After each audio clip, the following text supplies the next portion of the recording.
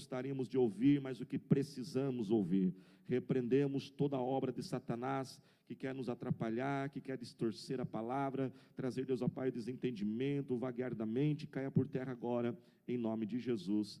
Amém. Livro de Tiago, capítulo 4, verso 1. Nesse mês de maio, nós estaremos ministrando uma série de mensagens muito poderosa. Convido você a estar aos domingos. Cada mensagem vai completar uma outra mensagem, e nós vamos encerrar no último domingo, dia 26. As séries de mensagens, irmãos, que nós fazemos é para que nós possamos aprofundar determinados assuntos. E não é somente sobre família, mas sobre os nossos relacionamentos, nossa vida sentimental, nossa alma, para que nós possamos ser mais felizes, amém, irmãos? E sermos mais abençoados. E nós vamos usar uma metodologia que Jesus usava. Jesus usava muitas parábolas, onde ele contava histórias do dia a dia, para explicar o mundo espiritual, e Jesus também fazia muitas analogias, ou seja, ele usava elementos do dia a dia, e trazia ali uma comparação no mundo espiritual, para que que as pessoas pudessem compreender. E nós vamos usar um tema esse mês de maio de 2019, que é compras em família. Quem gosta de fazer compra aí, dá glória a Deus. É bom, né, irmãos? Compras todos nós fazemos, não é verdade? Todos nós vamos a uma loja, a um supermercado, e ali quando a gente vai fazer compras, nós temos que escolher, nós temos que fazer algumas decisões. Você compra tudo que está dentro daquela loja? Não, a gente não compra tudo que está numa loja. Não somente por questão financeira, né? A gente pensa que é o primeiro motivo, pastor, eu não tenho dinheiro. Mas mesmo que você tivesse dinheiro, você não compraria tudo. Por quê? Porque nem tudo que está naquela loja é adequado para você. Não é verdade? Nem tudo que está naquela loja, naquele supermercado, a sua família vai usar. Cada família, por exemplo, ela tem os seus costumes, tem o seu comportamento, ela tem os seus hábitos, suas manias, não é verdade? Tem família que tempera o alimento de um jeito, tem família que usa coentro, tem outra família que não. Coentro é tempero, né, irmãos? Você viu que o meu nível de comida o meu negócio é comer, viu? Fazer, deixa para os outros, né? Tem família que usa, tem família que não usa. Por exemplo, lá em casa, dificilmente eu compro beterraba. Quem gosta de beterraba aí? Eu até que gosto, mas lá em casa ninguém gosta, né? Então eu não vou comprar. Por que eu vou trazer aquilo para minha casa se eu não vou usar? Em casa, por exemplo, né, dificilmente eu compro perfume. Não, desodorante eu compro, viu, irmãos? Presta atenção, tem diferença, viu? Né? Sou cheirosinho, viu? Né? Mas a minha mãe, ela tinha alergia a perfume, então já desde criança eu não tenho costume. Pastora Thalita também não suporta cheiro, ela tem dificuldade com cheiro, então também não tenho costume. Às vezes eu vejo as pessoas comprando perfume, ó, isso aqui é doce, isso aqui é não sei o quê, eu fico olhando, uau, que, né? Eu não entendo nada disso. Por quê? Não é algo da minha casa, não é algo da minha família, não é costume. Assim, irmãos, cada família, ela tem um jeito de ser, cada família tem uma forma de se comportar, cada família tem as suas características. E nós precisamos, irmãos, aprender a conhecer as nossas características. E nós precisamos aprender a amar aquilo que Deus tem nos dado. Não ficarmos olhando para a vida do vizinho, não ficarmos olhando para outras famílias, não ficarmos olhando para outras casas, não ficarmos fazendo comparação. Para cada pregação desse mês de maio, nós vamos ter uma imagem aqui atrás de mim. A imagem de hoje é essa imagem aqui, olha aqui, não sei se o pessoal está ali, né, o pessoal da câmera puder ajudar. Olha que menininha linda, fofinha, né? Mas já está espiando o vizinho. Olha, irmãos, né? Nós escolhemos de propósito essa imagem. Já está ali curiosa, já está ali olhando, irmãos. E às vezes, irmãos, nós temos que ser sinceros. A gente olha para os outros mais do que a gente pensa que não olha. Nós ficamos olhando. Existem 3 motivos que fazem a gente principalmente olhar para os outros. Primeiro, irmãos, é a ilusão. Muitos de nós, às vezes, estamos vivendo uma grande ilusão, porque a gente olha as outras pessoas, e às vezes nós achamos que para eles é tudo mais fácil. Nós olhamos para os outros e achamos, olha, parece que para eles as coisas são menos complicadas, parece que eles são sempre felizes. Irmãos, isso é uma grande ilusão. Toda a família tem a sua luta, toda a família tem a sua dificuldade. Eu aprendi que algo, moço, Deus nunca dá tudo para uma pessoa. Todos nós temos ali uma limitação, todos nós temos algo que nós estamos tendo falta e temos que chegar na presença de Deus. Então não permita essa ilusão dentro de você, não fique olhando, não permita essa insatisfação em seu coração com aquilo que Deus tem te dado. Não permita a inveja, não permita os ciúmes, não permita a cobiça, porque isso, irmãos, é algo que pode nos destruir. Nós temos que amar aquilo que Deus tem nos dado. Por exemplo, qual é o melhor carro que você tem? Qual é o melhor carro que existe? O seu. O seu carro é o melhor que existe. Ah, pastor, mas o meu carro, ele é assim. Mas, irmãos, aquele carro lindão, maravilhoso, chega lá na loja e fala para o homem assim, olha, posso usar esse carro? Ele fala assim, não, usa o seu. Qual é o melhor celular que existe? Diga assim comigo, o meu. Eu vou perguntar de novo, qual é o melhor celular que existe? O meu. Qual é o melhor trabalho que existe? O meu. Qual é o melhor chefe que existe? Por que gostou aí, né? Cadê os meus funcionários aqui? Eu tenho que dar uma olhadinha para eles agora, né? O seu chefe é o melhor que existe, porque é ele que te dá a oportunidade, é ele que confia em você. E agora, irmãos, qual é a melhor família que existe? A minha, a sua família. Pastor, mas o senhor não conhece ela? Mas, irmãos, com ela, desse jeito, a forma que ela é a melhor família. E nós precisamos, irmãos, vencer esses sentimentos que existem muitas vezes dentro de nós, de cobiça, de ingratidão, de insatisfação. Eu queria ler com você Tiago 4, verso 1.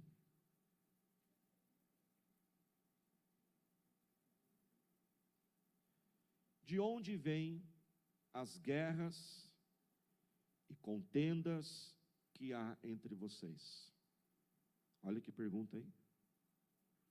De onde vêm as guerras e as contendas que há entre vocês? Da onde que vêm essas brigas, esses desentendimentos? Da onde que vêm essas discussões? Da onde que vem essa irritação? Da onde que vem essa falta de respeito? Por que é tanta guerra na sua casa? Da onde que vem esses conflitos? Há lares, irmãos, infelizmente, que pessoas podem até dizer, a minha casa é um inferno. Há muitas casas que pessoas já há muito tempo perderam o prazer de estarem nelas, porque elas são exatamente isso que diz o versículo 1, guerras e contendas. Mas da onde vem isso? Por que uma casa chega ao ponto de se tornar um lugar de guerra e de contenda? Há uma segunda pergunta, não vem das paixões que guerreiam dentro de vocês? Não vem das paixões que guerreiam dentro de vocês? Agora o versículo fala que a guerra não está externa, a guerra ela é interna. Agora a guerra fala que está em nosso coração, e agora essa guerra dentro de nós, são de paixões que estão dentro de nós. Ou seja, antes da guerra começar externamente, ela começa dentro de nós. A guerra é uma disputa dentro de nós, que é gerada então externamente. Mas quais são essas paixões que o versículo está querendo dizer? Quais são esses desejos que lutam dentro de nós, que acabamos externando? Olha o que diz o versículo 2, vocês cobiçam, a cobiça. Vocês cobiçam e não conseguem obter, vocês cobiçam coisas e não as têm. Matam e o quê? Invejam, mas não conseguem obter o que desejam. Vocês vivem a lutar e a fazer o que, irmãos? Guerras. Não têm porque não pedem. E quando pedem, não recebem, pois pedem por motivos errados, para gastarem seus próprios prazeres. Ou seja, você pede pelo egoísmo. Ou seja, a Bíblia aqui está falando de um conjunto, irmãos, de desejos. O egoísmo, os ciúmes, a inveja, a insatisfação dentro de nós, é o que gera essas guerras que existem em nossos relacionamentos. E isso, irmãos, está mais presente do que nós podemos imaginar. Vale lembrar, nós olharmos e lembrarmos do Salmo 139, quando o salmista disse, sonda, Deus, o meu coração, e revela o que está dentro de mim. Às vezes, irmãos, há desejos, pensamentos dentro de nós, que às vezes nós não percebemos e estão afetando e destruindo a nossa vida. E nós temos que pedir para Deus trazer à tona, trazer a revelação daquilo que está dentro de nós. É algo fácil? De jeito nenhum. A gente quer saber de forma alguma. Nós queremos ser confrontados com esses desejos, longe disso, mas se faz necessário. Porque para consertar e restaurar, muitas vezes, irmãos, tem que remover a sujeira. Quando você vai fazer uma grande faxina, como que você começa a grande faxina? Arrumando ou desarrumando? Desarrumando. Para que nós possamos, irmãos, ser libertos, nós temos que deixar o Senhor entrar em nosso coração. Certa vez foi feita uma pesquisa, irmãos, porque quando a gente ouve falar assim de ciúmes, de esse egoísmo, desta inveja, a gente pensa assim: ah, pastor, eu não sou tão assim, isso não está dentro de mim. Ah, irmãos, pede para o Espírito Santo sondar, e você verá que como realmente está mais próximo, mais dentro do que nós imaginamos. Como muitas vezes nós ficamos tristes quando a gente vê alguém avançando, quantas vezes nós ficamos infelizes porque aquela pessoa conquistou, e nós pensamos: por que acontece com ela? Por que dá tudo certo para ela? Por que não acontece comigo? Certa vez fizeram uma pesquisa e perguntaram para as pessoas: você acha que existe gente invejosa? Eu vou fazer a pesquisa aqui. Quantos aqui hoje, nessa noite, acham que existe gente invejosa? Levante a mão. Vamos lá, levanta bem alto para eu ver. A pesquisa que eu tenho aqui, irmãos, que eu achei nos livros, diz 75%, na minha aqui deu 95%. Só que a pesquisa, depois de perguntar: você acha que existe gente invejosa? A maioria diz que sim, mas a segunda pergunta foi: e você é invejoso? Eu não. Ou seja, todo mundo é, mas eu não. O que acontece, irmãos? Você já entendeu, tem a coisa errada. A gente acha que não é, mas muitas vezes somos mais do que imaginamos. Quando nós olhamos, irmãos, essa questão, presta atenção, da insatisfação, da reclamação, dos ciúmes, por não receber o que o outro está recebendo, a cobiça de querer ter o que o outro tem, a inveja por ficar triste, porque não tem o que o mesmo outro tem. Quando nós olhamos isso, irmãos, isso ele está penetrado no coração da humanidade. Todos nós somos herdeiros de Adão e nós recebemos uma herança maldita, nós recebemos o pecado, todos nós nascemos pecadores, e essas raízes, esses desejos ruins, eles crescem em nosso coração se nós não vigiarmos, irmãos. Nós podemos olhar esses desejos de cobiça, de ciúmes, de inveja, eles estão no íntimo do ser humano. Por quê? Porque foi introduzido por Satanás. Porque se nós olharmos, vamos para Satanás, você lembra que Satanás, ele não começou sendo Satanás. Satanás começou sendo um anjo de luz. E o nome dele era o quê? Lúcifer. Olha, irmãos, presta atenção nisso. Ele era um anjo ao lado de Deus, um anjo que vivia na presença de Deus, um anjo que adorava ao Senhor 24 horas por dia. Mas um dia Lúcifer, ele permitiu o quê? A cobiça em seu coração, ele permitiu os ciúmes. Alguns teólogos dizem que na verdade Lúcifer não teve assim a tentação, ele não teve a cobiça de Deus, ele não quis receber o lugar de Deus, mas ele quis receber aquilo que Jesus, o Filho de Deus, recebeu. Uma tese que diz que este mundo que a gente vive, ele é um presente do Deus Pai para o Deus Filho, porque quando a gente ama, a gente presenteia, e Deus ama tanto o seu Filho Jesus, que resolveu dar um presente. Ele é simplesmente Deus, o presente dele foi muito simplesinho, foi simplesmente um planeta, criou uma humanidade para adorar o seu Filho 24 horas por dia, por toda a eternidade. Então quando Lúcifer viu o presente que Jesus ganhou, ele ficou com ciúmes. Ah, pastor, isso aí é muito louco, muito difícil. Ah, irmãos, não é não, porque todos nós aqui já vimos uma criança, quando a outra criança ganha um presente. Já viu aquela criança, ela ganha um presente, ah, eu ganhei, aí a outra bate nele, se quebra o presente. Por quê? Ela não se alegrou. Parece algo longe de nós, né? Lúcifer ter ciúmes, não, mas está aqui, está no nosso meio, está a todo momento. Quando a gente vê alguém com algo melhor e maior do que nós temos, lá no fundo gera aquela tristezinha. Foi tão sério, presta atenção, irmãos, presta atenção nisso. Satanás, ele era um anjo do lado de Deus, se tornou o diabo, e tudo começou por essa cobiça, esses ciúmes, essa insatisfação com o que tem, destruirá nossas reduzida se nós não vencermos ela. Mas por isso que eu louvo a Deus que trouxe cada um de nós aqui nessa noite, porque nós vamos vencer em nome de Jesus.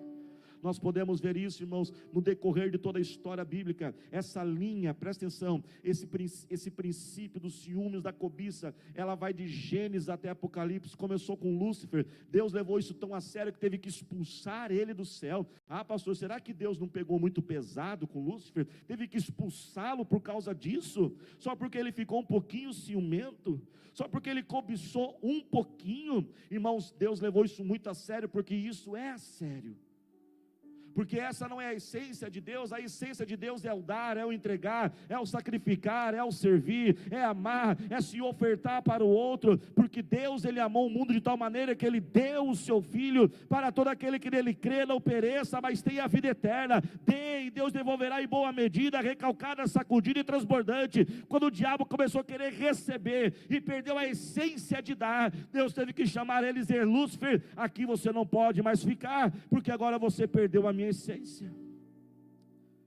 Nós sabemos que no jardim do Éden ele toma a forma de uma serpente. Como que ele conseguiu enganar Eva? Ele colocou a insatisfação no coração de Eva. Leia o texto, Gênesis capítulo 3. Eva tinha tudo, o jardim, ali aquele jardim do Éden, lugar maravilhoso. Adão, um baita maridão, devia ser o maridão perfeito, era o primeiro, não tinha pecado ainda, né? Barriga de tanquinho, né? Sábio, inteligente, né? Deus deu a ele a tarefa de nomear todos os homens. Tinha ali no final do dia, Eva, Deus descia a terra, ele conversava com Adão e Eva, mas o que Satanás colocou no coração de Eva? Eva, olha, você podia ter coisa melhor.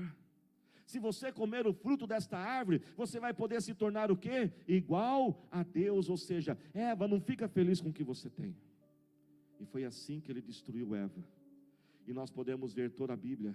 Caim mata Abel, porque Abel oferece uma oferta ao Senhor, e Deus não aceita a oferta de Caim. Por ciúmes, ele mata o seu irmão. Jacó e Esaú, Raquel e Lia, José é vendido pelos seus irmãos por ciúmes. Davi lida com a inveja de Saul. Davi lida com a cobiça do seu filho, que tenta tomar o seu próprio trono. Daniel é jogado nas covas dos leões, porque ali os outros governadores ficam ciumentos. E o nosso Senhor Jesus vai para a cruz, movido pela inveja dos líderes religiosos que não suportavam o amor do povo por Jesus, a fama de Jesus. Quem está dentro, diga amém. Diga comigo: nós vamos vencer. Diga mais forte: eu preciso vencer. Levante a mão, profetiza sobre o seu irmão: você vai vencer. Como que nós vencemos, irmãos? Primeiro, resista a toda comparação. Não compare-se. Deixe Deus fazer na sua vida o que Ele planejou para a sua vida. Reconheça aquilo que é único em você. Valorize a sua história. Valorize o que Deus colocou. Sabe por que a história da sua vida é diferente da história do irmão que está do seu lado? Porque o que Deus vai fazer na sua vida é diferente do que vai fazer nele. Deus colocou talentos em você que é diferente, porque o que Ele vai fazer é diferente. Olha o que Deus tem te dado. Deixa Ele abrir os teus olhos. E seja alegre e grato pelaquilo que o Senhor já te deu. Sabe, irmãos, todos os dias quando você acorda de manhã, há uma escolha que você tem que fazer. Ou você vai ficar infeliz pelaquilo que lhe falta, ou você vai ficar alegre por aquilo que você já tem. Eu vou repetir: todo dia de manhã, quando você acorda, você tem que fazer uma escolha: ou vou ficar infeliz, ou vou ficar triste, porque eu não tenho isso, porque eu não tenho dinheiro, porque eu não tenho chance, porque eu não tenho oportunidade, porque eu não tenho assim, uma aparência, né? Porque eu não tenho aquele corpo, porque eu não tenho aquela casa, porque eu não tenho aquele celular. Ou você pode olhar o que você tem e dizer: obrigado, Jesus. Presta atenção, isso não quer dizer que você vai assumir um conformismo banal, um conformismo total, e dizer: olha, eu não quero nada melhor para a minha vida, o arroz com feijão com ovo tá bom, e passou 20 dias arroz, feijão e ovo, e glória a Deus. Não é isso, irmãos, porque também tem gente que vai para outro extremo, não tem sonho, não tem projeto, é acomodado demais, é devagar demais. E eu não preguei isso nos outros cultos, Deus está me incomodando. Põe a mão no seu irmão, fala para você: pare de ser devagar, fala para ele aí. Né?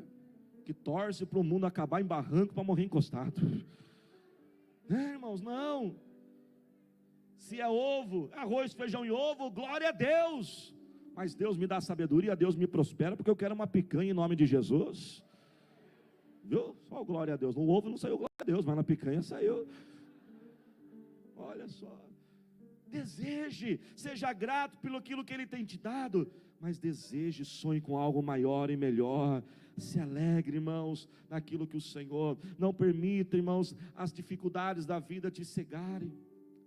Não permita a inveja invadir teu coração. Olhe para cá. A palavra inveja, você sabe o significado dela? A palavra inveja, ela vem do latim. E no latim, quando você queria negativar uma palavra, você colocava duas letrinhas antes dela. A letrinha I e a letrinha N. Então, quando você dizia que algo não estava completo, você colocava o I e o N e ficava o quê? Incompleto. Se você não está satisfeito, então você fica o quê? Insatisfeito. Se isso aqui não está perfeito, isso aqui então está o quê? Imperfeito. Agora vamos voltar para a palavra inveja. Tire a letra I e a letra N. O que sobra? A palavra veja. Ou seja, quando nós estamos permitindo a inveja em nosso coração, os ciúmes, a cobiça, nós não estamos enxergando. Nós ficamos o quê? Cegos. E nós olhamos a prosperidade do outro, a vitória do outro, e ficamos cegos, ardemos em raiva, inveja, e não olhamos o esforço, não olhamos o que é a dedicação do outro, nós não olhamos as madrugadas que ele acorda, nós não olhamos o preço que ele paga, nós não olhamos o esforço que ele faz, nós não olhamos as noites claras de estudo, nós não olhamos a dedicação, a renúncia, o sacrifício, e a gente começa a dizer, não, é inveja, é sorte, é porque ele é o puxa-saco, porque ele é o queridinho. Arranque isso da sua vida. Mas essa inveja não é somente nos outros, irmãos, esse não ver também em nós. Nós começamos a ficar cegos e nós não olhamos aquilo que Deus tem nos dado, as inúmeras bênçãos que Deus tem derramado. Deus te trouxe aqui para você ouvir isso. Você é mais abençoado do que você imagina, você tem mais do que você imagina. Faça uma escolha hoje de não olhar o que você não tem, mas ser grato por aquilo que Deus já colocou na sua vida, e adorar e deixar esta alegria gerar no seu coração. Paulo, ele entendeu isso, lá no livro de Filipenses 4, ele disse, não estou dizendo isso porque estou necessitado. Olha que diz Filipenses 4:11, eu aprendi a adaptar-me a toda e qualquer circunstância. Sei o que é passar necessidade, sei o que é ter fartura, aprendi, olha que diz, presta atenção, olha para cá, aprendi o segredo de viver contente em toda e qualquer situação. Eu aprendi. Diga assim comigo, eu também vou aprender. Aprender significa que foi passado por um processo. Significa que não foi algo da noite para o dia, não foi algo que Deus colocou dentro dele. Ele teve que aprender. No processo de aprender, tem hora que você acerta, tem hora que você erra, tem hora que não dá bem, mas você persevera. Eu aprendi a me contentar em qualquer circunstância, seja alimentado, seja com fome, tendo pouco, tendo muito. E aí ele termina com o versículo, presta atenção, tudo posso naquele que me fortalece. Esse versículo está dentro de um contexto de satisfação, no contexto de suportar. Alguns dizem que quando Paulo escreve isso, presta atenção, ele não escreve numa rede, embaixo de um coqueiro, tomando água de coco nas ilhas caribenhas, não, ele está numa prisão, insalubre, fria, gélida, esquecido, abandonado, sem ninguém. Homem grandemente usado por Deus, homem que as pessoas só de chegar perto dele já eram curadas. Autor da maioria dos livros do Novo Testamento, agora está esquecido numa cadeia, sem ninguém. E ali naquele lugar, pior dos piores, porque se hoje, irmãos, uma prisão é terrível, imagina uma prisão há 2000 anos atrás, uma prisão romana. Aí ele diz, eu aprendi a me contentar. Sabe, irmãos, a gratidão tem 3 tipos de gratidão. Quantos tipos, irmãos? 3. Existe a gratidão, que é a gratidão social, que nós chamamos. É um protocolo social. Alguém oferece um copo de água para você, o que você diz? Obrigado. Existe a gratidão, que é uma gratidão circunstancial. As coisas acontecem de boa e você agradece, fica feliz. Você tira uma nota boa, você recebe um aumento, uma porta se abre, e você agradece a Deus e fica feliz. Só que qual é o problema da gratidão circunstancial? Ela depende das circunstâncias. Ou seja, as circunstâncias são boas, eu estou feliz, mas as circunstâncias não estão boas, eu fico o quê? Fico triste. Então, ou seja, um dia eu estou de um jeito, no outro dia eu estou de outro. Acho que você já viu alguma coisa isso com alguém lá na sua casa. Essa pessoa cada hora está de um jeito, cada dia está de um jeito, um dia está de um humor, outro dia está no outro humor. Parece que um dia ela ama a família, parece que outro dia ela quer sumir da família. E às vezes nós ficamos entendendo por que acontece isso, por que essa pessoa é desse jeito, porque ela é grata, circunstancial. Ela só é grata quando as coisas boas acontecem. Mas irmãos, nem todas as vezes as coisas boas acontecem. Tem dia que a gente tira nota boa, mas tem dia que a gente tira nota ruim. Tem dia que a gente recebe aumento, mas tem dia que a gente bate o carro e perde dinheiro. E quem só vive feliz na gratidão circunstancial não consegue ser feliz plenamente. Mas olha para cá, mas existe uma terceira gratidão. É a gratidão intencional. Quando eu olho e eu faço uma decisão, uma escolha, vou ser grato. Preste atenção no livro de Tiago 4 que nós lemos. Se a insatisfação, ela gera guerras e contendas, elimine agora, vamos inverter. Se em nosso coração haver satisfação, alegria, o que vai gerar em nossas casas, em nossos relacionamentos? Paz. Quando você vê pessoas tendo contendas uma com a outra, é porque o coração delas está cheio de insatisfação, de cobiça, de ciúmes uma pela outra. Que nós possamos, irmãos, nessa noite, despertar essa gratidão intencional. Se coloque de pé. Que nós possamos olhar e dizer, eu vou escolher agradecer. Irmãos, como é gostoso ouvir um obrigado de alguém, não é verdade? Como é gostoso ouvir um elogio de alguém. Se tem alguém perto de você que você conhece essa pessoa, tem intimidade, diga para ela assim, eu te amo, obrigado pela sua vida. Para os que estão aí sozinhos, eu digo para vocês, eu te amo, viu, em nome de Jesus. E olha para cá, todo mundo precisa, diga comigo, todo mundo precisa. Diga mais forte, todo mundo precisa. Irmãos, até Jesus precisou. Você lembra quando Jesus desce as águas do batismo? Lá do céu o Pai brada, ei, esse aí é o meu filhão, hein? Porque Jesus estava no começo, ninguém conhecia ele era um desconhecido. Então Jesus falou, olha, esse aí é o meu filhão, de quem eu me agrado. Em outras palavras, esse é o meu filho que eu tenho muito orgulho dele. Jesus só conseguiu superar, irmãos, o deserto, as tentações de Satanás, porque ele estava cheio do amor do Pai. Quando nós enchemos o coração das pessoas que estão perto de nós de amor, de gratidão, de elogio, elas vão conseguir enfrentar as lutas delas. Por que muitos de nós estamos fracos? É porque nós não estamos sendo alimentados. Seja grato. Irmã, eu sei que aquela barriga do teu marido, né, ela cresce. Quem assistiu o filme do Ultimato, não vou dar spoiler daqui, não vou dar spoiler, até o bonitão, na hora que eu ouvi, falei, amorzinho, se o bonitão tem, também posso ter. Chega, não vou contar tudo. Olha o que Deus tem te dado, de forma intencional, diga obrigado por isso. Como é gostoso a gente receber um elogio, anima, todos nós precisamos. Olhe para cá, obrigado pela igreja, pelo pastor. Irmãos, a pastora Thalita e eu, nós nunca tivemos a pretensão de apresentar a vocês uma igreja perfeita. Não, nunca tivemos. Ela tem falhas e tem defeitos, mas assim como você pode fazer com a sua família, você também pode fazer com a igreja.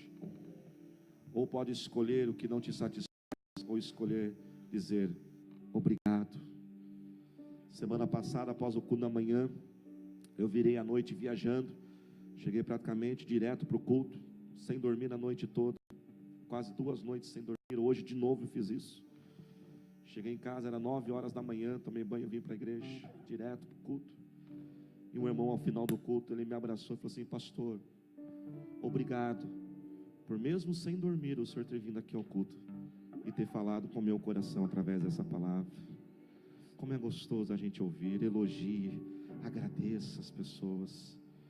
E nesse mês de maio nós vamos orar por 3 bênçãos de Deus sobre a nossa família. Quantas bênçãos, irmãos? 3. Nós vamos orar a primeira agora, mas antes de nós orarmos para encerrarmos, vamos fazer um compromisso de pelo menos nessa semana, sem brigas, sem discussões. Amém? Olha que eu estou pegando leve, eu ia pedir o mês inteiro, viu? Eu sei que não é tão fácil, mas a gente vai chegar lá. Todo dia fazendo um elogio para alguém, dizer muito obrigado pela sua vida. Levante as mãos, vamos orar agora a primeira bênção. A maior de todas e a mais importante é a salvação da nossa família. Ore agora pela salvação da sua casa. Pai, nós oramos pela salvação do nosso lar. Ó Deus, ó Pai, salva agora aquele tio, aquela tia. Salva aquele sobrinho, Senhor, aquele primo, aquela prima. Salva este marido, Senhor, esta esposa. Ore agora que toda a cegueira espiritual caia por terra, Senhor. Salva, ó Deus, ó Pai, aquele avô, aquela avó, aquele filho, aquela mãe, aquele pai. Nós declaramos, ó Pai, salvação sobre a nossa casa, em nome do Senhor Jesus, meu Pai.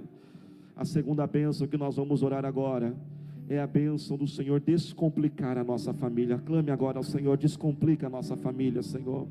Senhor Deus, ó Pai, confusões, ó Pai, talvez situações que nós estamos sofrendo de outros relacionamentos, ó Senhor, de erros do passado, Deus, ó Pai, que até hoje afetam a nossa família, Senhor. Talvez, ó Pai, dívidas, decisões erradas, ó Senhor, relacionamentos, ó Pai, errados, que marcaram, ó Pai, a minha família. Talvez, ó Pai, esta família, ó Pai, que está uma tremenda confusão. Talvez, ó Pai, uma herança, um inventário que não se desenrola. Pai, nós oramos a Ti e clamamos agora. E nós vamos orar agora a terceira bênção, que são os sonhos. Deus colocou isso na minha vida, para orar. E eu creio, irmãos, que aquilo que a igreja vive, os seus membros também começam a viver. E nós estamos vivendo sonhos, e você vai viver sonhos. Levante as mãos agora, comece a orar pelos sonhos da sua família. Pai, nós oramos a Ti agora e clamamos pelos sonhos da nossa casa. Senhor, ó Pai, abre as portas, abre os céus, ó Senhor. Derrame bênçãos sem medidas, ó Senhor. Ó Deus, ó Pai, o sonho desta mãe, deste pai.